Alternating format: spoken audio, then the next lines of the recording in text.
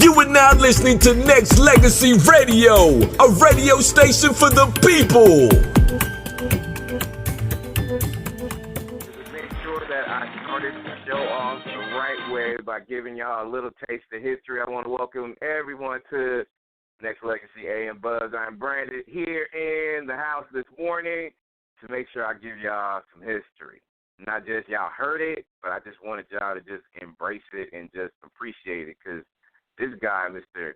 Bunny Sigler, is just, just listening to the music that he creates and that he has a hand in creating, has just been legendary. Like, this man's an icon, and he has his legacy already intact, but, I mean, this man is still active, putting out hits, making good music, and I want to welcome Mr. Bunny Sigler to the AM Buzz, brought to you by Nexxlegacy. Sir, it is an honor and a privilege. Good morning. My pleasure to be here with Legacy Radio. What you gonna do? Legacy Radio. I'm talking to you because I'm trying not to rap. Gotta make my hand slap. Let me calm down. Buddy, welcome, man. I think I hate to be crazy. I wake up every day and say I'm gonna be cool and all that. Man, this is really an honor. The way you brought that on, it took the people back, but it took me back. I mean, a lot of history.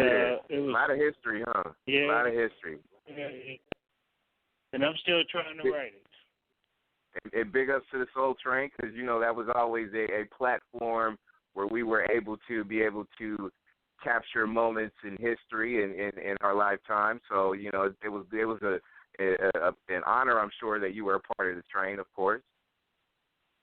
Oh yeah, I was just thinking about all the people that are involved in that. And there was a lot of people in the background that you never heard that helped the company go. And I'm still in touch with Kenny and Leon. Kenny Gamble. Very nice. Very nice. Very nice. Well, I want to welcome you, and this is the first time we had dialogue, so forgive me when I say that I am a fan first and a fan always and a supporter of your music legacy because, Bunny, you've done so much, man, over your career and still continue to do it. So, my question out of the gate is, what keeps you inspired, man? What keeps you going to continue on in this music legacy that you created? But this is all I've ever done is music. And now, before when you do it when you're younger, it's a struggle. You have to do it to live and all that.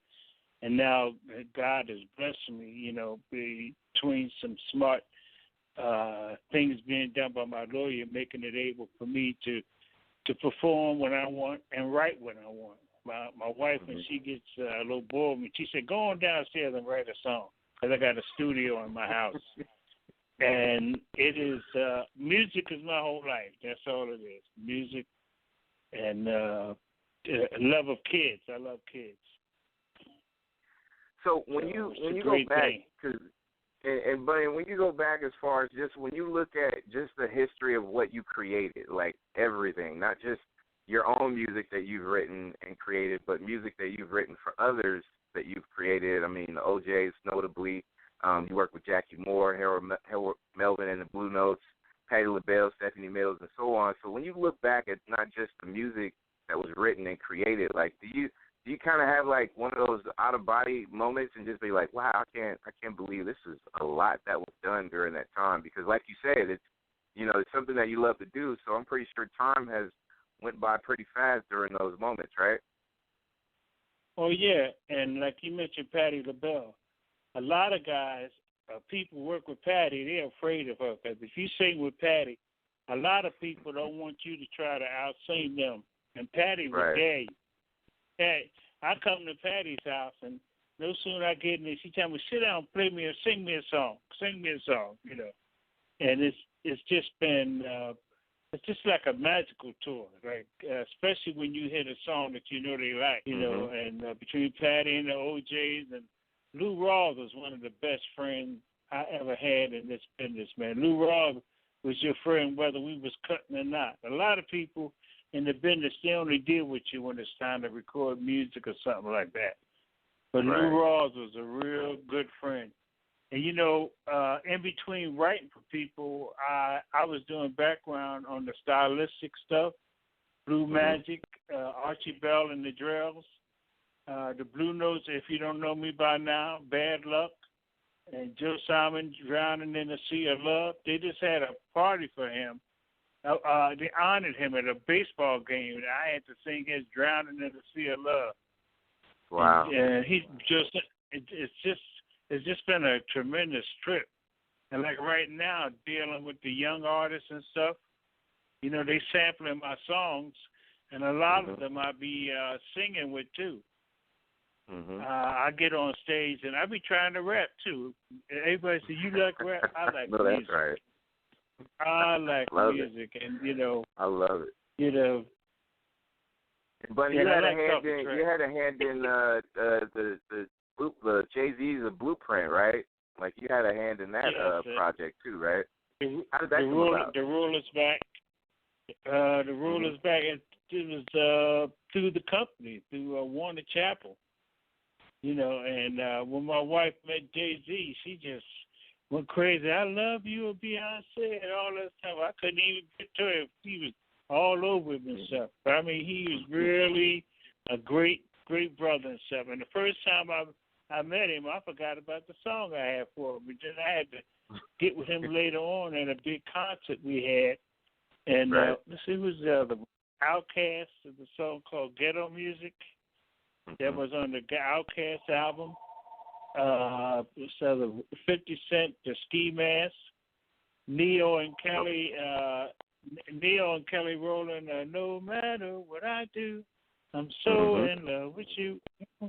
That record, I love. I mean, everywhere I went, I never heard a record played like that.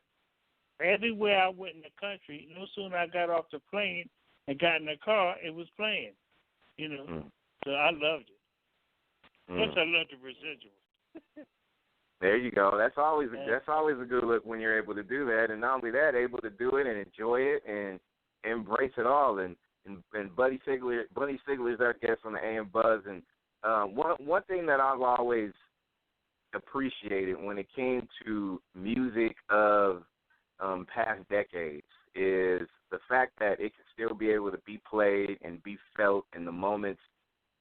It still resonates and it's still magic to this day. So when you look back, and I know you've had like a lot of hits, especially as a songwriter and musician, is there a trait that you normally do when you go in and you start writing, not just for yourself but other people, or are you really just kind of like captured into the emotion of the moment or the day? Like, if you're so in love, then it's time to write a love song. Or if you're brokenhearted, then let me write that too. Or I mean, how does your passion flow into what you do on a regular when it comes to that? Well, I can write about love. My wife said that I've only been married 4 years. Me and her been together. She said I was out there sowing my oats, and so people want me to write a book. You heard of 50 Shades of that other guy? That's right. About that's right. That's you. 70. I was at a meeting one time, and this woman was talking about, she knew stuff. I said, Lord, how do you know that? She was knowing also. I used to be bad, but you could tell in the songs.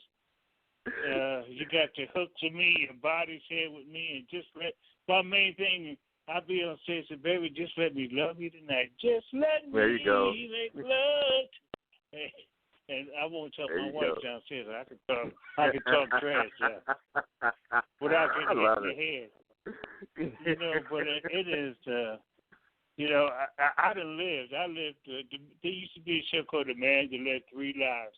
I led about 5 or 6, and I'll write about 4 of them. The other 2 I ain't gonna write about because even if I change the name, people won't believe it. But it's been a world where music is. You talk about the recording. There's when I hear those songs, I think about us in the studio cutting, and there was a thing that if I was an artist, I don't know how to draw. But every time we cut a track, without the artist singing it, all the musicians would come in and lean over the control tower, and the guy would play it, and you would hear that music, and you didn't have to hear no singing. That music would had a feel of everything.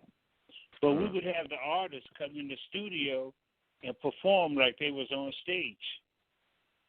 And then we'd play the song, with them performing, and then that performance would resonate into the music being played as we recorded it. Wow. And it was just, when I think back of some of the things, that went on, how it was recorded, and sometimes them records, the slow records was the hardest records to cut. You think they'd be easy? They take all. I think they cut what's the one? Wake Up Everybody. They cut that, and the album was out. And Kenny Gamble heard something on it and didn't like it, and took back and remixed it.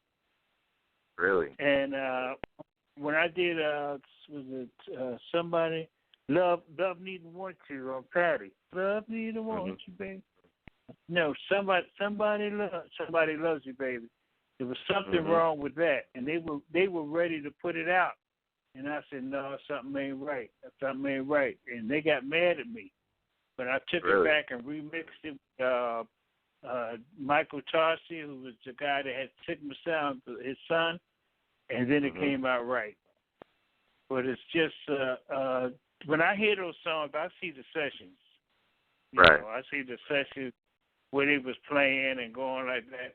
And like there was a lot of love going on back in them days. The music was fun, and we had fun. The music was one, Bunny, the music was one where it was easily emotional. When I say emotional, Bunny, I'm talking about like you could get married to certain songs that was being played. You could make love to certain songs that was being played. You could have breakups and you cry, and even as men, like, you might be drifting on a memory with certain songs that was being played back then. How do you look at music today? I think we all can safely say that it's definitely not how it used to be, because in all honesty, I don't think love is how it used to, how it was once back then. I mean, not saying that love was great a few decades ago, but now it's a little different because everything's a little bit easier now, though, right? Yeah, the love, like the song, I had a song called Your Body Said With Me, But Your Mouth on the Other Side of Town. And they almost had to pull that off because women was dedicating that to their husbands. They knew they was someplace else. Oh, wow. And that caused a whole lot of problems. And the other song, You Got Your Hooks in Me, the guys was telling me that they was, made a lot of babies on it, and I should help them pay for it and stuff. So, I mean, I tell you one thing you was saying, the people we writers and stuff, but, we write a song and we go to another one, but people get into a song and they come to me and talk to about a song, and they'll feel it more than me. They'll tell me stories about what it's done to them, how it made them feel and everything. And a song can break your heart or it can repair your heart, I mean, Bunny, how long I'll Be Loving You is one of those emotional moments. I mean, I think it'll make any man or woman drift into, memories as far as, how certain songs will make us feel. I mean, even before we even set up this interview, Bunny, I'm always a fan, so I'm always listening to classics, and we're gonna play stand up later too. But one of the things that I've always appreciated is not just from you and what you've written for others, but what you've done for yourself as well. Is, I mean, you gave us stuff that we could listen to, that we can tell our kids and grandkids, and that's the kind of stuff that will withstand the test of time because you gave us pure emotion. And I think out of all things talented, the fact that you delivered on an emotional level, that connection with a lot of people, you can't duplicate that, man. That's what you call iconic music and a legacy that you created. There's something you just said. Kenny Gamble always told us, he said, your songs will stand the test of time. There used to be a guy called Butterball in Philadelphia. On Sunday, he played all the hits from way back, and they said we listen to him, and you'll see. Because when I hear songs that we wrote years ago, they sound this is great now. And now, sometimes now that they have them on CD, they sound like the recording session. You hear all the sounds, and it's just, to me, it's just a wonderful thing to have lived through that. But like right now, with me, all the songs I've written and all the life I've lived, I'm 75 years old. I feel like I'm just starting. There you go. You know, and I'm still writing about love. I mean, I wrote a song on the album called 911 because I'm having too much fun. You gotta be partying pretty hard, and I had parties like that, and I needed somebody to come and take me home, but I couldn't leave because there was so much fun going on. Have mercy. I love it. Forgive me, y'all out there. Hey, no, man, I mean, you got so many of your fans listening, and it's good, man. That's your personality, Bunny. That makes you who you are, and to me, that's always good. If you don't mind, I want to play Stand Up for the listeners and come back and ask you a question about what you have going on today and also what's going on in today's music. So we're going to play Stand Up, which is a beautiful track by my man right here live on the AM Buzz, brought to you by Nexxlegacy, Bunny Sigler. Have that at AM Buzz. I'm Brandon here with an icon. Bunny Sigler is my guest, and Stand Up is a song people can actually go get, right? They can go on iTunes and Amazon and go pick that up, right, Bunny? Yeah, I'm really surprised about some of the reviews I've had on it. You know, I'm just writing some words, but they came from my heart. But just like the love songs, these things people take to heart too. You know, don't judge me by the color of my skin. Open the door and I walk on in, and different lines like that. But I just thank God to be, even at my age, that I was listening. My voice is, I can't drink. I wish I could drink. I get drunk on what's that, rum cake? I can't drink rum cake. And I tried to smoke a cigar when I was 17 years old, trying to show off for this girl, and I thought I almost died. So that's that. I mean, I go on different places. Bunny, you had those moments and you were like, nah, I'm not even going to touch that, man. I'm not going to smoke no cigarettes. I'm not going to drink no drink. I'm good. Like, you're good. Well, while the other guys were going out drinking, I was out thinking. I say thinking. Hey, man, that's how you get the ladies on your side that can just make sure that they grow your brand. And when I say that, I'm talking about making sure that they grow the business that you are created. See, it was destined for you to do that, man. It's you know, our Lord and Savior didn't want you to go smoking cigarettes and messing up your voice, and you know, he didn't want your mind to be so distorted that, you know, you wouldn't have been able to write hits for the OJs and Patti LaBelle and stuff like that. So, you know, your destiny was right here, sir. Well, he blessed me. You know, I do gospel also. I have an album called The Lord's Prayer, and I do gospel, and I'll call people to come to their church to sing for them, because I be thanking God for what He's done for me and having me still. You know, we lost a whole lot of entertainers, and I agree. The boy that wrote that Stand Up with me, he's from Haiti. He's Haitian. And his mother and father are still over there. And he wanted them to come home. They're preachers. They don't want to come home. They want to stay. So I want to give a prayer out to all those people in Haiti and stuff. Absolutely. You know? Absolutely. So that was Stand Up was written by you and him, and that was something that you said it came from the heart. And with everything that's going on in the world today, and you literally hit it on the head when it comes to just music that you just feel like is from the heart, man. It's you know, is that done a lot of today, or do we need more of it in today's day and age? Oh, you know what? They don't. I think sometimes they're afraid to play it. They'll play all these other things. I'm loving you. I'm dancing. I'm over here. I'm over there. But people need to hear the truth, you know. And I had a conference call with the people that work with me on these songs, and I told them, you know, I had to change some of the things about the song. I said, well, one thing I have to do is tell the truth because people know when you're lying, you know. Right. And I take that very serious. And I'm this kind of person. If I tell you I'm going to do something, I'll give my word is better than the contract. Even if I lose, I give you my word. It's sealed in stone. And you know like what? When I get them, Bunny, go ahead. No, go ahead. No, I was just going to say that, and to me, I think that's important, especially in this day and age too. It's like your word and your effort. I think those are the only thing you can really live off on. Because I mean, if you get my word, then I'm gonna put in this work and do the best I can for you. That should be good enough, right? That's it. You know. So and like with the music, I'm just I got my own label, so I'm able to write what I want and, you know, do it the way I want to do it. Right now, I'm doing the jazz album. You know, I'm going to be singing fairy tales can come true. They can happen to you when you're young at heart. I used to sing. I do anything so I can keep working every week. I even do cowboy songs. I would yodel. You tell me what you want, I give it to you.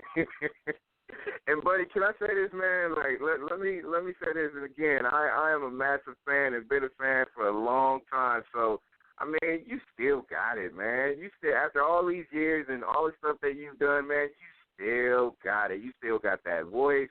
You still got that drive to put in music. You still got that drive to write. I mean, you still got it, buddy. I got to give you props. Give you a lot of credit. When we tell you what happened, I wrote the song on the OJ, Sunshine. You are mine. It was on the flip side of Backstabber. And at that time, you could have a hit record. Backstabber was a hit, and then Sunshine was a hit, you know. Yeah, but double-sided hits. And I'm walking around the company, oh, man, I got Sunshine. And I wasn't even really ready. I just started writing. Kenny Gamble said, what you going to do next? And I didn't know what I was going to do. We was on the 6th floor, and my heart went to the floor. So I'm always saying, well, what I'm going to do next? So like right now, I got thousands of songs that I've written. I don't even remember, but I'm writing like I ain't got nothing. You know, and that's what I try to tell the guys I record for. I said, look, after you get a hit, like I had my boys doing, I got my mind made up. Come on, you can get it. Get it, girl. Instant Funk.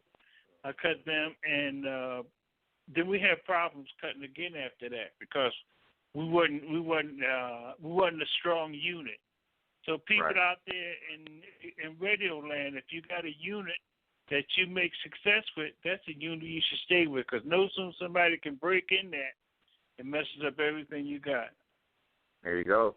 And not only that, you have people that is in your corner that's putting in work because of the love of. And if you start thinking that you're better than he or she, then you know what? That's going to break up that chain too. And to me, it's always better together. You know what I mean? At the end of it all, it really is. But you know that's the truth. You know, people forget about. You know, the people they can listen when nothing's happening, but when the world opens up for them, they can't listen because there's always somebody ready to tell them something different and stuff. You know. That's right. So that's right. With me, I was always. I shouldn't have been as devilish as I was, but I couldn't have been able to write what I wrote. But you might have to write a book, man. You might have to write a book. You don't have to do a tell-all book, but you got to write a book about your journey, man. Because I'm more curious than anything. Either that, or I need to come see you perform, or we need to sit down and and have a power dinner and talk about life, man. Because I know you got a lot of stories, right? What? The story is out there. Somebody else can write it. I was at a meeting with this big executive. We was talking about business, and all she was talking about that briefcase. She's talking about that briefcase I used to carry. I used to have my books and my medicine in there and different things. And I had a bad knee, so I had something to help the soreness in my knee and stuff. I can't say what that is, but Lord have mercy. Father, forgive me for I have sinned over and over and over. I love it. I love it.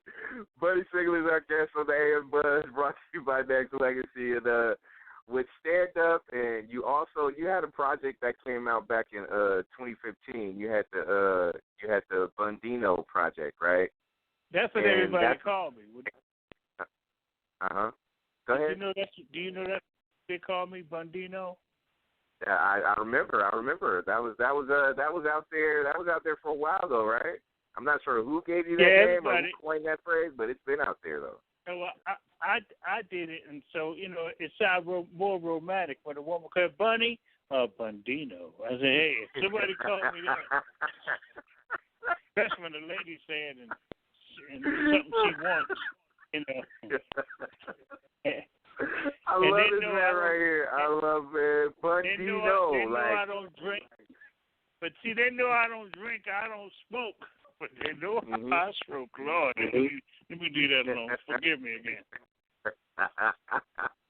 And even that project is available now. You can go get it at iTunes, CD Baby, Amazon. It's available for all the diehard fans and the fans that's just now tuning in and logging in as far as the history of this man right here. And what's next? I mean, with all the things that you're doing, you said you have your own record label, so that means you're continuing to make hits and projects. Are you working with any other artists right now too?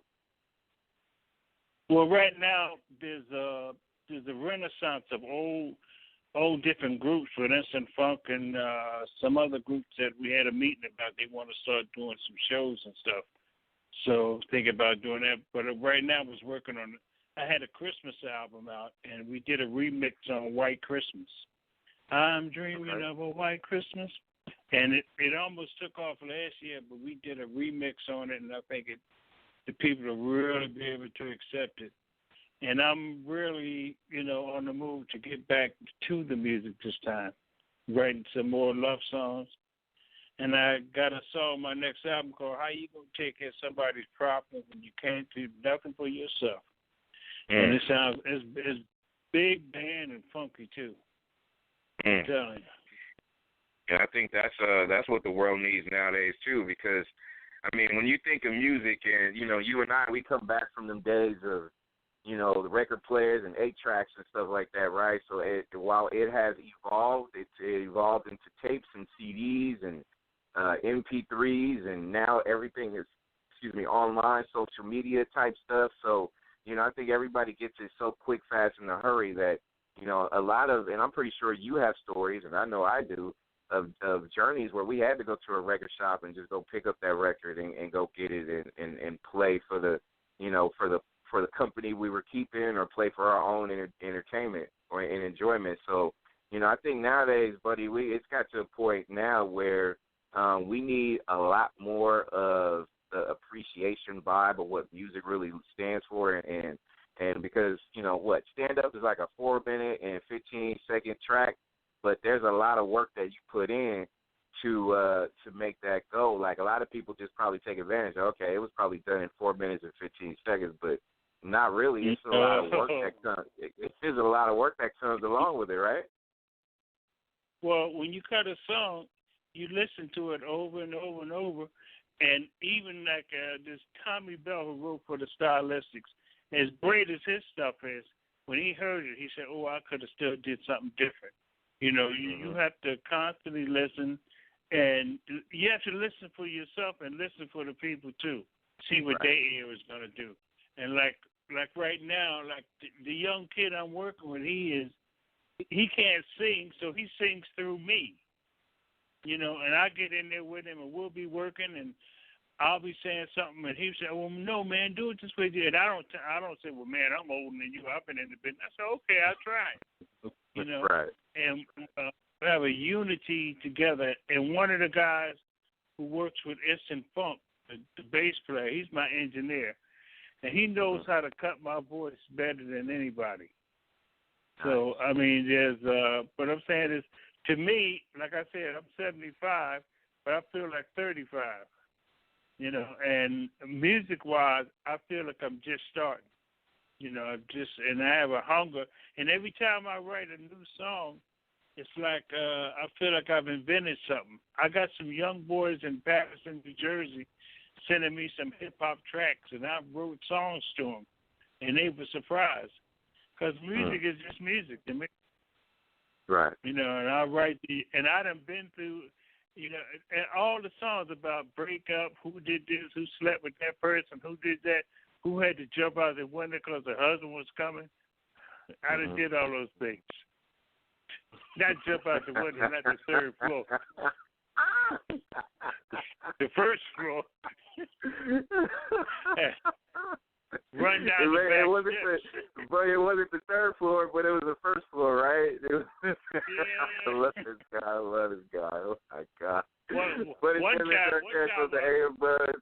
Hey, tell a story because I want to hear it. Then if you're gonna tell it, go for it. One time, the husband was coming. I ran. I said, "The house on fire! The house on fire!" Ran out, knocked him out the bed, kept on going. Oh Lord. Bunny Sigler's Orchestra on the AM Buzz. Follow this man on Instagram, Twitter at Bunny Sigler. I love this man. Like, hey, that's why you need a book. Like, your book might be a novel. Like, I just really like I would buy it twice just so I could be able to have one at work and one at home, so I could be able to not be able to pick it up and read it. I'll get it twice. So that might be something that might be on your legendary agenda, sir. Well, I have to use some kind of paper that won't catch on fire for some of the words. There you go. Or some of the activities. That's right. That's right. So are you recruiting any new artists as far as on your label, or is it just going to be you? I have a young girl. She's like 16 years old, and she sounds like Adele. Okay. I had got sick about a year ago. I weighed 249 pounds. I didn't know what was. I had fluid in me, so I had the nurse come to take care of me, and I found out her daughter sang, and this girl, she sounds like Adele. She's Caucasian, but she got some kind of soul. You ever heard somebody could hit a wrong note and it still sound right? Oh yeah, no doubt, because she has that gift. That gift is that voice, right? Oh, she's got a gift. Yeah, that's who I'm concentrating on. I've been looking for artists to really work with, and now I found one. So, like, I'm nurturing her. She's never been in the studio before, and I have a studio in my house. So to make her comfortable, I put the microphone in the living room and had her mother and father sit right there in front of her, and she sang. And then she got to the end. She said, "Oh, I want to do that better. But I mean, she is really something. Everybody I let her hear loves her. So that's who I'm working on. Man, that's beautiful that you still continuing. Now, one thing you said before about how much work goes in to cutting songs. You know, every one of those songs that you cut on the OJ, the Patti, all the acts, there's another album in the can was never released. You know, I wrote for Billy Paul. We have an album in the can on Billy Paul, Lou Rawls, the Stylistics, probably all of them have album. You know, you cut over an album and then you take the best part and put it together. And that's beautiful. It's a lot of work, but it's rewarding when you hear it back. You know. Well, so, when it's all said and done, Bunny, like, to me, it's just like, you know, with all the stuff that you've done and you continue to do, and I encourage people to when you get and correct me if I'm out of place, but when you start writing, write like your life depends on it. Like, this is the very last time you'll ever write, period, because you don't know what kind of legacy you're gonna leave unless you actually put in that hard work to do it. So I think it's important for a lot of young writers to start writing with a lot of passion too. Like, you know, write with that emotion that's gonna make that not just that hit, but also that sound so legendary that it will last from generations, right? That's it. You know, that song that you played, That's How Long I'll Be Loving You. Do you know that used to be a national anthem in Kingston, Jamaica? Really? And that's not reggae, because I was in a bank one time in New York, and I didn't have 2 pieces of ID, so I told a lady about that song. She said, I don't believe it. Sing it. So I had to sing in this bank. I had to sing the whole song, and then she cashed my check. No way. Gave me her number. But you know why? Because you got that sound, man. You got that sound, that voice that you got. Like once you started singing it, she probably was like, okay, yeah, you can catch this check and any of the future checks. They're just gonna put your name up there, right there in front of the bank. Like, you know, hey, this is Bunny. Go ahead, take care of him, no matter what. So there you go. Had no problems after that. But it's just, That's you know, I'm just glad, you know, that people still. I think right now a lot of the love music has been gone. You know, they doing it, but they're more concerned about the beat than the story. Mm-hmm. You know, than the feel. You know, and people can feel what you're saying. You know. That's right. Right. I got a song called Why. I got a song called Why Does It Feel So Good This Time? Lord have mercy. I ain't gonna say no more. Yeah. And that's the thing. And a couple of quick questions before we let you go. Bunny Sigler is our guest on the AM Buzz, brought to you by Nexxlegacy.com. And that's the thing, especially nowadays. When you look at the future of music, you are a part of it. This is what you do. You love it.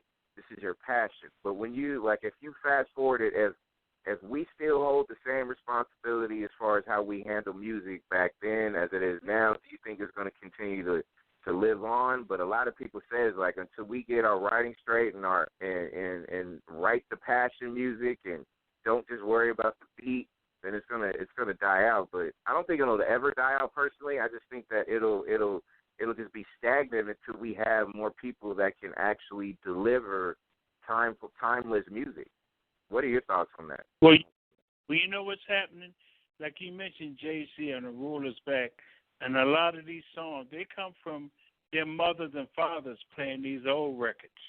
So right now, they're being groomed because the mothers and fathers are playing the old records from the old day, and the kids are listening to them, you know, and they hear what they're playing. And that's right. I think music will always be, and a love song. Like I've been writing for years, and the music has changed, the disco, the hit this and this and that, but there's always been room for love. You know, because after you finish disco dancing, you got to go make love to somebody, to somebody, whatever you. Amen to that. The stress. Amen to that. To me, when you're done with disco, you go love somebody. When you're done with this show, you just go love on somebody. That's why love music will never die, Bunny. It's never gonna die. It'll never die. Well, you know why? Because it's like ice cream and cake. It's all you can take. Amen to that. Amen to that. Amen to that. Hey, before we let you go, man, I wanna tell you that I appreciate you are the best, man. We need to have more conversations like this. And not only that, like I'm glad the listeners out there globally is tuned in and everyone is just commenting on social media. Like, how are you adapted to the age of social media now? Has it continued to kind of help your legacy, or is it just something you're still getting a feel for? Oh, I have somebody that handles that. And one thing, my nephews, I have 35 nephews and nieces, and all of them have kids. So when they see my name on these records with Jay-Z and 50 Cent and Biggie Small, and right now there's a girl just did a rap, I can't think of her name, on Somebody Loves You. And she's, I didn't think nobody could sing it but Patti. She's a big singer. I can't think of who she is. But I know where they send the check. Have mercy. There you go. BuzzMusicandRecords.com is the website. Follow Bunny Sigler on social media at Bunny Sigler on Twitter, Instagram. He's on Facebook. He's all over the globe and all over the world, social media wise. And sir, it is, man. You brought a lot of smiles to my face and to others this morning, man. And I appreciate you for hanging out with us. All right. But I wanted to tell you this, that the people and you got the real me today. You know, I always say I'm going to be cool and laid back. I'm more relaxed and I can just be myself. I'm crazy and I love to have fun, you know, and that's life. That's how you win, man. That's not only how you win, but that's how a lot of people can just smile and just say, hey, you know what, I'm going to follow this guy, tell this guy I appreciate the work that you've done, and you made me laugh, and continue to be, hey, you know what, us crazy folks, hey, that they call us mad scientists. So, you know, continue to be creative in the process, man. There's nothing better than that, though, so keep that up, too. Okay. All right, so man. Everything is good. I'll be at you, and I appreciate you and your staff and your team and everything. And when you have that young artist ready to debut a track, make sure you do it right here on the A and Buzz. All right. Okay, she's really great, man. All right, Bunny. I appreciate the time, man. Thanks a lot for everything, and continue to just to be that great guy, creating great legacies. And man, I am, man. You made my day today. All right, well, I'm wild, but I'm calming down. my wife told me no. She said no more boys' night out. Hey, buddy, we might have to change that though. I might have to ask your wife for permission, man. You and I, we need to hang out, man. We definitely do. We still got stories to tell. No, she said no boys' night out because she said that she knows some of the boys I hang. I ain't gonna call them dogs, but we belong to the Wolf Club. That's that Bunny Sigler Wolf Pack that they always talk about, right? That's gonna be the new rumor. Oh. All right. It's nice talking to you, brother. Hey, same here, man. That is the legendary singer, songwriter, producer, Bunny Sigler, right here on the AM Buzz. We're gonna play How Long I'll Be Loving You, and we're going to come back with more conversation with an icon and the discussions from the fan base and more music right here on Nexxlegacy. Thank you for listening to the #1 radio station for the people.